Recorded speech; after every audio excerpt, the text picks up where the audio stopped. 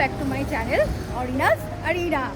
আজকে সকাল সকাল আমরা চলে এসেছি আইফেল টাওয়ারের এখানে, কারণ আজকে আমাদের ওখানে ক্লাইম্ব আছে। টিকিটটা দিয়ে এখন সকাল 9টার সময় আছে। এই যে আমার পেছনে আছে আইফেল টাওয়ার।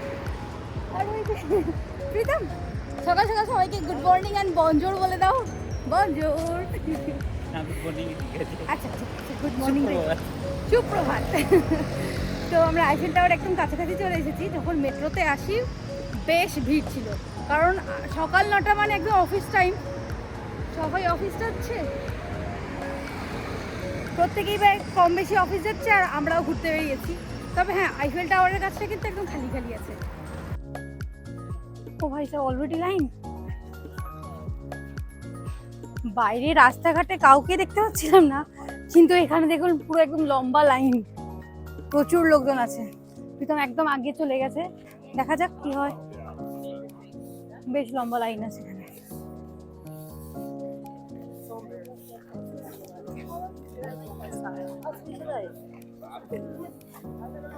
ইনি হচ্ছেন আমাদের গাইড, যিনি আমাদেরকে হেল্প করবেন আমাদেরকে আইফেল টাওয়ারে ওঠানোর জন্য। অ্যাট দ্য সেম টাইম উনি আজকে আমাদেরকে শোনাবেন এই আইফেল টাওয়ারের পুরো history. Eiffel Tower that you guys see today. Let's move ahead this side.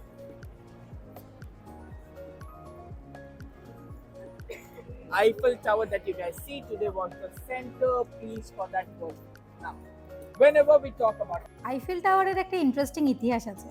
1889 সালে এই টাওয়ারকে তৈরি করা হয়। এটা অ্যাকচুয়ালি একটা লোহার তৈরি টাওয়ার। এই টাওয়ার তৈরির কারণগুলোর মধ্যে একটা কারণ হলো টু শো দ্য ওয়ার্ল্ড যে ফ্রান্সের কতটা ইন্ডাস্ট্রিয়াল রেভলিউশনারি পাওয়ার আছে।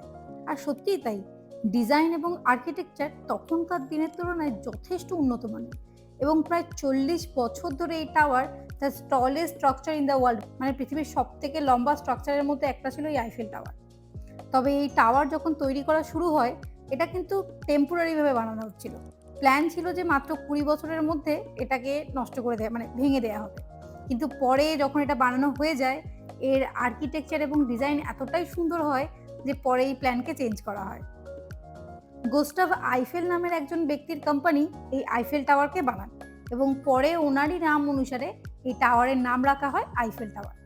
এছাড়াও আরও যে ইঞ্জিনিয়ার, সায়েন্টিস্ট বা ম্যাথামেটিশিয়ান এই টাওয়ার তৈরিতে কন্ট্রিবিউশন রয়েছে, তাদের প্রত্যেকেরই নাম এই টাওয়ারের গায়ে খোদাই করা রয়েছে। গল্প করতে করতে আমরা চলে এসেছি আইফেল টাওয়ারের সেকেন্ড ফ্লোরে। আর এই সেকেন্ড ফ্লোরেরও আবার দুটো পার্ট আছে, একটা হলো আপার পার্ট আর একটা হচ্ছে লোয়ার পার্ট। আপার পার্ট থেকে পুরো প্যারিস শহরের একটা সুন্দর ভিউ দেখা যায়, আর এই লোয়ার পার্টে ক্যাফে, রেস্টুরেন্ট, বুটিক এসব আছে।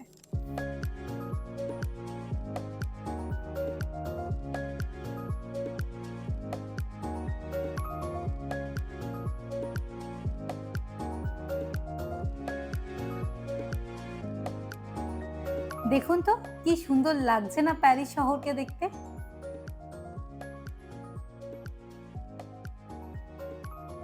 আর এই দিকটা হলো আইফেল টাওয়ারের পেছনের দিকটা।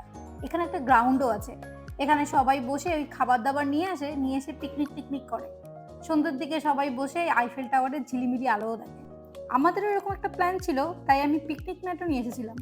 কিন্তু এখন দেখতেই পাচ্ছেন এদিকটা একটা টেম্পোরারি স্টেডিয়াম বানানো হয়েছে। প্যারিসে অলিম্পিক হবে না, তার জন্য এই স্টেডিয়ামটা বানানো হয়েছে, আর সেই জন্যই এদিকটা পুরো বন্ধ হয়ে গেছে। চলুন, আইফেল টাওয়ার থেকে নেমে পড়েছি। এবার বাইরে গিয়ে সবার আগে একটা ইন্ডিয়ান রেস্টুরেন্ট খুঁজবো। আজকে লাঞ্চ করবো আমি একটা ইন্ডিয়ান রেস্টুরেন্টে। প্যারিসে যে এই 3 দিন এসেছি না, বলতে গেলে আমি না খেয়েই আছি। সকালে ব্রেকফাস্টে শুধু ব্রেড আর ব্রেডই দেখতে পাচ্ছি। গোল ব্রেড, শক্ত ব্রেড, লম্বা ব্রেড, চারচৌকো ব্রেড, শুধু ব্রেডই দেখতে পাচ্ছি। আমার তো কোনো মতেই খেয়ে হচ্ছে না। আর বাকি টাইমগুলো সাইট সিন করার চক্করে যা হাতের সামনে পাচ্ছি তাই খেয়ে নিচ্ছি। আজকে বাইরে গিয়ে একটা ইন্ডিয়ান রেস্টুরেন্টই খুঁজবো। কাছাকাছির মধ্যে যে ইন্ডিয়ান রেস্টুরেন্ট খুঁজে পেলাম, সেটা এখান থেকে 1.5 কিলোমিটার দূরে। তাও আবার আমরা যেদিকে যাবো তার অপোজিট দিকে। তাই রাস্তার ধারেই একটা দোকান দেখে চলে এসেছি, দেখি এখানে কি খাবার দাবার পাওয়া যায়।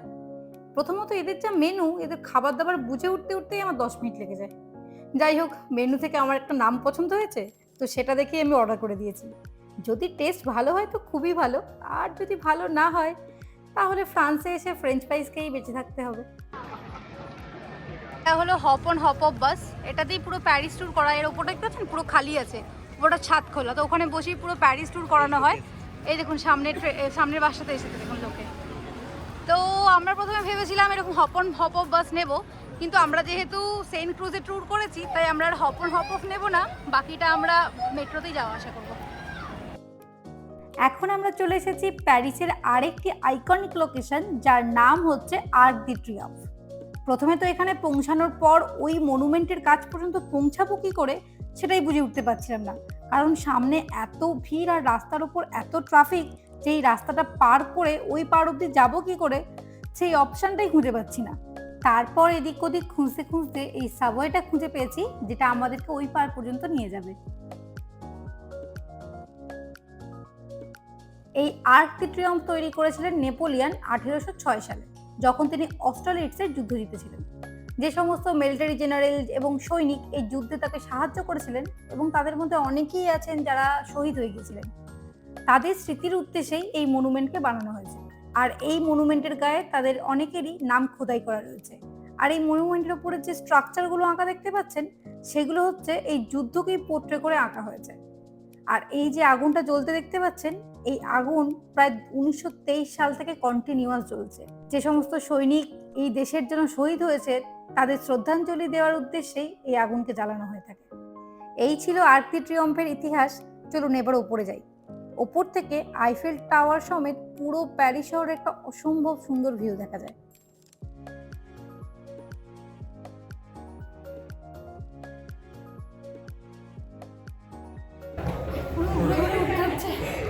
পারছি না, আমাদের মধ্যে অনেকেই শীত দাঁড়িয়ে পড়েছে।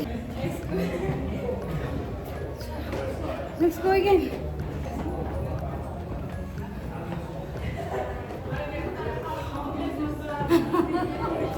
Even we are exhausted.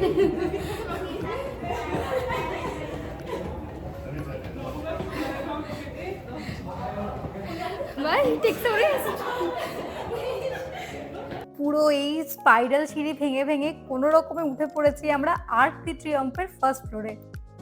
আর এখানে উঠে দেখি একটা মিউট অ্যান্ড ডেফ গ্রুপের টুরিস্ট গাইড নেপোলিয়নের ভিক্টরির গল্প শোনাচ্ছেন, আর সেটা শুনে পুরো গ্রুপ এনজয় করছে।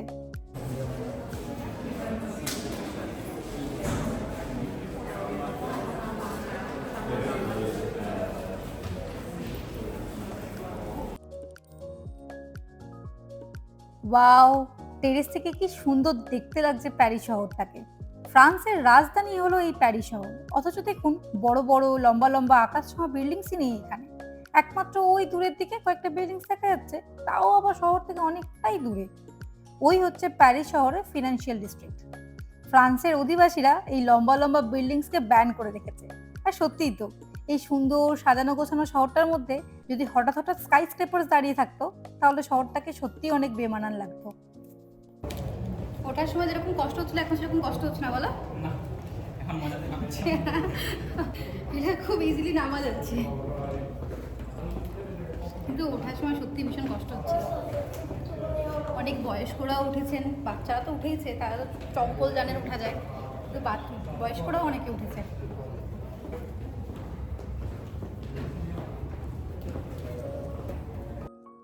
আমরা এখন দাঁড়িয়ে আছি পৃথিবীর সবথেকে বড় মিউজিয়াম লুভরে মিউজিয়ামের সামনে। এই লুভরে মিউজিয়াম শুধুমাত্র সবথেকে বড় মিউজিয়াম তাই না, সবথেকে পুরানো মিউজিয়ামও বটে। এই মিউজিয়ামের মধ্যে আছে প্রায় 35,000-এরও বেশি মডার্ন আর্ট, যা পৃথিবীর বিভিন্ন দেশ থেকে নিয়ে আসা হয়েছে। না, ঠিক নিয়ে আসা হয়নি, লুট করে আনা হয়েছে। 1793 সালের আগে এই জায়গাটি অ্যাজ আ রয়্যাল প্যালেস হিসেবে ব্যবহার করা হতো, যেখানে রাজারা থাকতেন। 1793 সালের পর থেকে এখানে বিভিন্ন আর্টের ডিসপ্লেইং শুরু হয় এবং তখন থেকেই এই জায়গাটি অ্যাজ আ মিউজিয়াম ব্যবহার শুরু হয়। এই মিউজিয়ামের সামনেই বানানো আছে বিখ্যাত গ্লাস পিরামিড, যেটা ইজিপ্টের the great pyramid of Giza তার মতন করেই বানানো আছে। তবে এই যে পিরামিড, এটা অনেক পরের দিকে এসে বানানো হয়েছে, ওই 1990-89 এর দিক করে। এই লুভরে মিউজিয়াম এতটাই বড় যে একদিনে পুরো মিউজিয়াম দেখে শেষ করা সম্ভবই নয়। আর আমরা যখন এসে পৌঁছাই ততক্ষণে মিউজিয়াম বন্ধ হতে হতে ওই হাতে আর 2-2.5 ঘন্টা মতন সময় ছিল। আর আমাদের দুজনের মধ্যে যেহেতু কেউই সেরকম আর্ট লাভার নয়, তাই আমরা ডিসাইড করলাম আজকে আমাদের প্যারিসের শেষ সন্ধ্যাটা সেন নদীর তীরে বসে আইফেল টাওয়ারের ঝলমলে আলো দেখে কাটাবো। তাই চলুন এবার মেট্রো নিয়ে আইফেল টাওয়ারের ওখানে ফেরা যাবে। প্যারিসে এই 3টে দিন এখানকার মানুষ এবং এখানকার কালচারের সাথে পরিচয় হয়ে আমার বেশ কাটলো। ফ্রান্সের মানুষ তাদের ভাষা এবং কালচারকে নিয়ে ভীষণ প্রোটেক্টিভ, কারণ তারা এই ভাষা এবং কালচারকে নিয়ে অনেকটাই বেশি গর্ববোধ করে। এনারা এনাদের ভাষাকে সকল ভাষার ঊর্ধ্বে রাখেন, ইভেন ইন্টারন্যাশনাল ল্যাঙ্গুয়েজ ইংরেজির থেকেও বেশি। ফ্রান্সের অফিস দপ্তর, স্কুল, কলেজ এসবে তো ফ্রেঞ্চই চলে। ইভেন আমরা যারা টুরিস্ট হিসেবে এই দেশে এসেছি, আমাদেরকেও রাস্তাঘাটে চলতে গেলে দু একটা ফ্রেঞ্চ শব্দ শিখে রাখতেই হবে। অ্যাট দ্য সেম টাইম ফ্রান্সের মানুষ তাদের ঐতিহাসিক কালচারের প্রতি অনেকটাই বেশি মান্যতা দেয়। তাই তো ফ্রান্সের অলিগলিতে এখনও তাদের গৌরবময় ইতিহাস ছড়িয়ে আছে। একদিকে যেমন পৃথিবীর কিছু কিছু দেশ তাদের কালচারাল হেরিটেজকে সরিয়ে মডার্নাইজের দিকে যাচ্ছে, অপরদিকে ফ্রান্স কিন্তু তাদের টুটিপুটি কালচারাল হেরিটেজগুলোকেই রিকনস্ট্রাক্ট করছে। ফ্রান্সের মানুষের তাদের ভাষা এবং কালচারের প্রতি এই সম্মান সত্যিই আমাকে অনেক মুগ্ধ করে।